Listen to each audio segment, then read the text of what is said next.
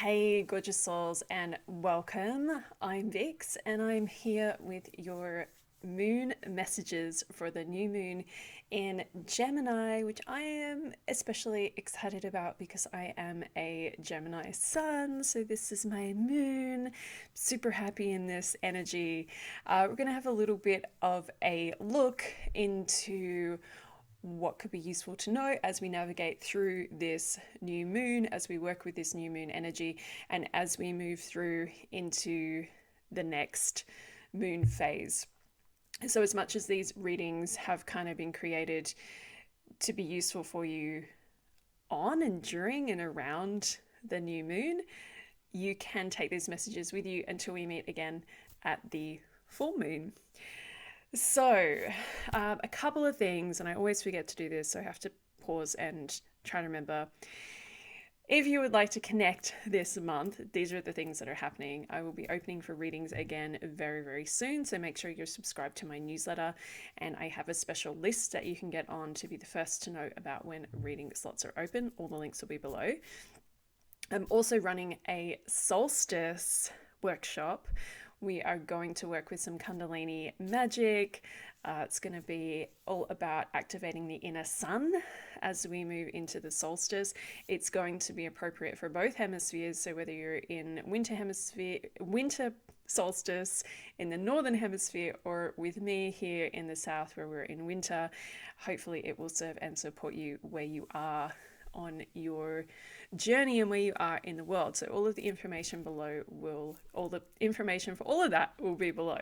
Okay, so let's pull a couple of cards. What we're going to do today is the same as we've done the last few times. I'm going to pull you a tarot card from the Modern Witch Tarot and an oracle card from the Goddesses Among Us, which is the deck that I created with Ellie and Rockpool. One of my favorite decks. Surprise, surprise. So we're just going to pull one of each, just to give us some idea of what we need to be aware of as we move into this new moon. And this is as I said, it's solstice coming up too. So this is a really, really powerful time. Before I get into all of that, let's take a pause. Let's take a moment to set an intention. If you're somewhere where you can close your eyes, I invite you to do that. If you're not, please keep your eyes open and keep yourself safe. But if you would like to close your eyes, hands on heart, and let's just take a big deep breath in together. So inhale and exhale. And just take a moment to set an intention for what it is that you would like to receive from this reading today. Why did you click play? Why are you here? What would you like some guidance or support on in your life? And you just need some general guidance just to kind of support you on your journey, or is there something more going on for you right now? Just take a moment to anchor that into your heart, to set the intention for why you're here. And I just like to set the intention, as always, that everything that comes through is in alignment with your best and highest good. And so it is. Okay, so let's pull some cards. So we're going to pull a tarot card. Interesting. And that one flew right out. And I love when they do that, because you can't get it wrong when they fly right out of the deck. Okay, so let's begin with the tarot, because that was really interesting when I pulled that. We've got the Five of Wands here, and this is kind of not actually surprising. So the new moon in Gemini is a really exciting, buzzy, energetic, a lot of movement in this sign, a lot of ideas, a lot of air energy, a lot of thoughts, ideas, lots and lots of things could be coming up at this time, which is really, really exciting. And it feels to me there's just this like excitement in the air, like this buzz of like, ooh, new ideas, new possibilities, potentials for how things could go. Almost like we're kind of walking into a clean slate situation, which is really feels really aligned with the solstice, because the solstice is such a beautiful, powerful time. Any solstice, any equinox, any time at all really, but the solstice and the equinox to me always feel like they have this extra kind of potent power that we can use to really let go of the past, to let go of what's behind us, and to set some intentions and move into the new season and the new cycle, not just the new season and new cycle of the earth, but the new season and the new cycle within us. So this is a really good time to be thinking about what you want to let go of. And with the Five of Wands, that often brings up this energy of conflict and this idea of something's not in alignment, something's not working. So I want to ask you today, what is not in alignment in your life and what is not working in your life? This is a really common kind of card to see with Gemini energy, because you get so many ideas and so many things that are kind of coming through maybe right now for you, different directions you could go in, different ways that you could move forward. And sometimes it can all feel a little bit like, but which way do I go? And as we talk about the solstices, these amazing portals for manifestation, for clearing, for new beginnings, there can be this question of like, yeah, but what do I really want? And I feel like that's really coming up for a lot of us right now. But what do I really want? I was asking somebody this in a reading earlier, and there was just this question of like, but what do you want? Like, what do you want to do? And that's a question that comes up a lot in readings, because often we're going through the motions, we're going through our day-to-day life, and we don't always stop and pause and just ask ourselves, am I really on the right path? I have a video all about, are you ever off the right path? But do I really feel aligned? Whatever that feels like for you, whatever alignment means for you. But ultimately, for me, alignment is like a sense of peace and a sense of ease and a sense of flow. And it's a knowing that even when there are challenges in life, knowing that, okay, well, I can work with this, I can find a way around this, I can find a way to deal with this and still move my life forward. We don't have, when those challenges come, we don't have to just get stuck and bogged down and never move forward again. So that's ultimately what we want to do with this moon, that we can use it for alignment. Gemini has this way of, and all the signs have this way, like they can go both ways, right? Like we can use that air ideas, Gemini energy. It can be like, wow, we're really overwhelmed and out of alignment because there's so much kind of going on. Or we can use that air energy and to get our minds right. And that's what's really coming through. That's a really big message for us this moon, to get our minds right and to really look at some of the beliefs that we're holding on to, the old stories that we're holding on to. And we talk about this stuff all the time in spirituality, right? We're always talking about let go of the negative beliefs that you have. And sometimes these just kind of end up as like buzzwords and phrases that let go of the old and bring in the new.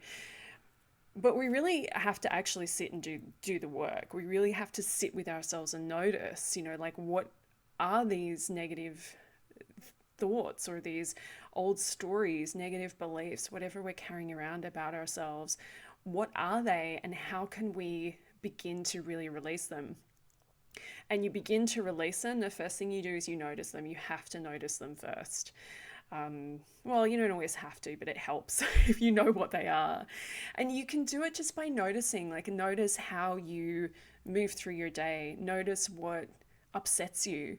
Notice how you're feeling about yourself. Are you feeling really confident and in your power and like, yeah, I can do all of these things? Or are you feeling self-doubt, fear? Not believing in yourself is a huge one for so many people. This is a really good moon to release some of that and set the intention of, I want to release self-doubt. I want to release some of these limiting thoughts that are just taking up space in my mind. And then, of course, what's a really beautiful practice to do, this is actually in the manifesting book as well, because it's a really important practice to help you to be able to open up to manifesting, is then you change it. So then you start to tell yourself something different. You start to tell yourself a new story. And sometimes you can feel really silly doing that. Like, I am confident. I do believe in myself. Can feel a little bit weird, especially after years, even decades of telling yourself something else. But that stuff really does work. So that is the main thing that I'm getting for us this moon. That's going to be really powerful, really juicy, good moon to release the limiting thoughts, to release the limiting beliefs, so that we can make space for, what it is that we really want our lives to look like. So our oracle card is Frigg, and her keywords are fertility, partnership, and family. So there's a real focus here on helping others, really. And we can get so caught up in the mind, our personal mind stuff, that we forget that actually the reason that we want a clear mind is so that we can be more effective in our relationships, in our work, in the way that we deal with people, in the way that we are with people, in the way that people are with us. There's some stuff coming through around these limiting thoughts and beliefs that may be related to family and relationships, in which case a little bit of cord cutting could be really useful. I actually have a kit on my website that can guide you through that process. You can find a lot of information about it online as well. But part of the cord cutting process is really just to identify who it is that you feel really deeply negatively connected with, and you just release, and you do it with love. And cord cutting is a phrase that we used to use a lot. We're often now talking about cord dissolving, but personally I still like to cut the cord. I cut the cord. It's like a visualization you can do. You see you and you see the person, whoever told you these negative stories and beliefs, whoever kind of planted those seeds within you. You can see them standing in front of you, and you see this cord between you, this negative cord of attachment. Because if you're still carrying around these old beliefs and old stories that, I'm not good enough, I'm this, I'm that, or whatever, they often come from somebody telling us that at some point, whether it was your kindergarten teacher or your family member or whoever. You see them standing in front of you, and then you just see the negative cords cut. You don't need to see the cords of love, because you might still actually really love these people, but you see the negative attachment being cut. I like to see it like really being cut from both sides and dissolving away. And then I see any part of the cord that's still attached to me, I see that dissolving into light, and then I see it healing over.